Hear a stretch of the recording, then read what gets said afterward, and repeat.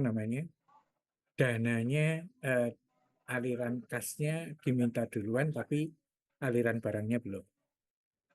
Itu kondisi pertama.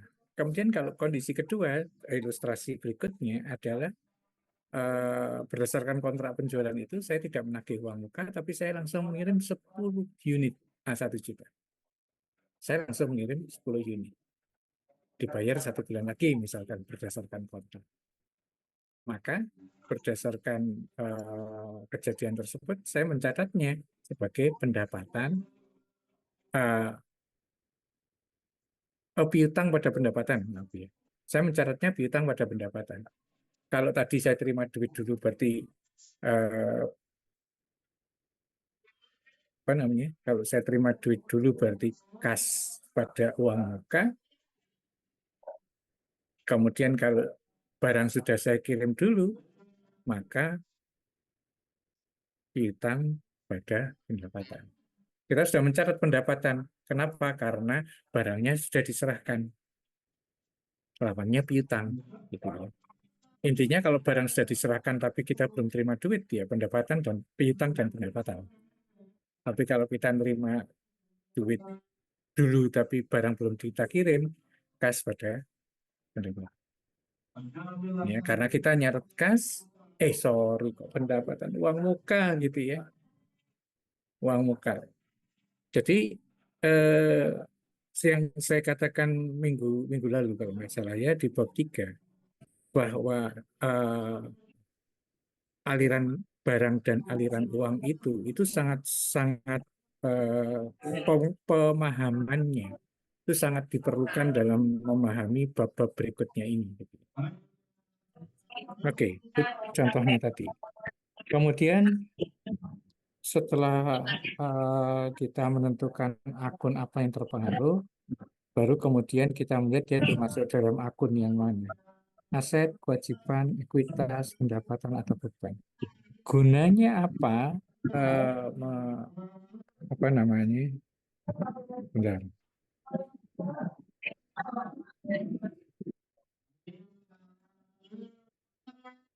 Nah, kalau ada yang eh, apa namanya terbuka mic-nya, kalau sadar tolong dimatiin ya. Saya agak kesulitan berkonsentrasi dengan bocoran suara dari luar, apalagi kalau ditambah yang dari mic. Oke, berikutnya jadi sampai mana tadi? Ini ya, akun piutang persedia, ah, akun aset kewajiban ekuitas. Kenapa ditentukan di sini? Kenapa kita harus menentukan, oh yang terpengaruh itu kas persediaan. Kemudian yang terpengaruh itu adalah akun aset kewajiban. Ini untuk memahami apa? Untuk memahami saldo normalnya. Nah, jadi kalau kita tahu di sini termasuk akun yang mana, berikutnya transaksi tersebut menambah atau mengurangi akun tersebut. Menambah atau mengurangi saldo akun tersebut gitu yang mungkin lebih pasnya. Jadi kalau kas ada terima duit, terima kas berarti kasnya nambah gitu ya. Jadi analisis itu yang harus dilakukan di sini. Setelah itu baru memasukkan nilai transaksi ke dalam akun berdasarkan debit kredit. Aturan mendebit kredit itu adalah sesuai dengan saldo normalnya ya, sesuai dengan yang kita pelajari kemarin di bab tentang akun. Jadi kalau ada yang menambah saldo akun tersebut, kita lihat di tabel dia masuk.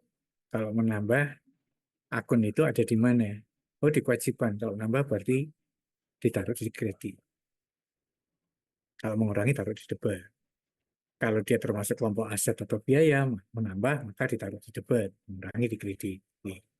Itu fungsinya tabel kemarin yang saya eh, sajikan di bab tentang akun kemarin ini.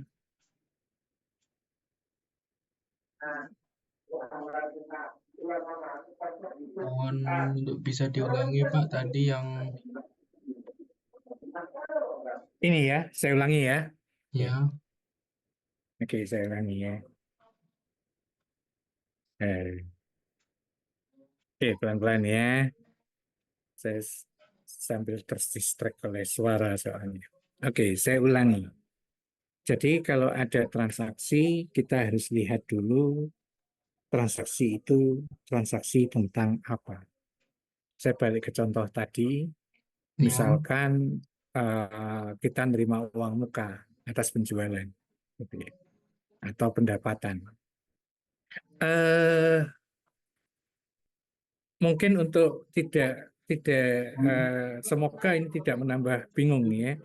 Jadi saya kadang-kadang ngomong penjualan, saya ngomong kadang-kadang pendapatan. Penjualan dan pendapatan itu adalah hal yang sama. Yang berbeda adalah pendapatan biasanya digunakan untuk jasa, penjualan biasanya digunakan untuk dagang. Dalam materi kita sampai dengan ujian akhir, kita masih mendalami di industri jasa, bukan industri dagang. Jadi sebenarnya kita akan menggunakan pendapatan. ya, Namun karena contoh-contoh saya itu tadi jual beli, karena jual beli barang, maka saya menggunakan istilah penjualan. Kenapa? Karena ilustrasi penjualan itu akan lebih mudah dipahami daripada jasa. Karena jasa kan lebih abstrak daripada dagang, gitu ya, ya. Nah, kemudian kalau yang Mas Aril hari Senin kemarin menanyakan pendapatan jasa, itu istilah gitu. ya, Jadi istilah. pendapatan ya pasti pendapatan kan bisa dari jasa, bisa jasanya jasa apa. Gitu. Jadi kadang-kadang kalau di buku-buku broker fee, gitu, perusahaan agen real estate, kemudian dia menyatakannya broker fee. Hmm, Nama akunnya itu broker fee. Itu artinya kan fee atas broker itu apa ya, perantara ya, atau bahasa gampangnya fee atas makelar kan begitu. ya, Tapi nama nama akunnya ya pendapatan perantara atau pendapatan broker. Nah, istilah broker fee, kemudian apa namanya, service fee gitu ya, itu sama. Hanya bedanya untuk menentukan bahwa itu ada di eh, industri apa gitu ya. Kalau broker fee udah pasti itu agen rumah. Tapi kalau bisa bicara service fee itu, nah itu kan jadi beda lagi gitu ya. Service fee kan bisa macam-macam gitu. ya, Bisa restoran, bisa macam-macam. Banyak sekali gitu ya jasa yang ada tulisannya service fee. Kemudian kalau dalam bahasa Inggris sebenarnya pendapatan itu revenue. Ya, ada dua yang sering digunakan, fee dan revenue. Ada satu lagi ya, sebentar, saya nggak lupa satunya apa. Fee dan revenue. Service fee atau service revenue. Fee itu sebenarnya ya eh, bisa dikatakan sama dengan revenue, sama dengan pendapatan ya. Kalau fee itu lebih kepada jasa-jasa profesional. Nah, kalau fee itu lebih ke jasa-jasa profesional. Misalnya akuntan seperti saya. Akuntan berpraktek, akuntan publik, kemudian notaris, law firm, pengacara gitu ya. Nah, itu biasanya menggunakan istilah fee. FEE ya, saya bicara fee itu FEE. ya, Tapi kalau untuk misalkan servis mobil, cuci mobil, sewa mobil, itu biasanya menggunakan istilah revenue. Itu sama saja sih sebenarnya. Nama akun untuk mencatat pendapatan kita. Pendapatan kita itu artinya apa? Yang disebut pendapatan itu apa? Hak yang menjadi milik kita setelah kita memberikan jasa kita. Gitu. Saya mengatakan hak di sini itu nanti satu saat menjadi kas, jadi uang.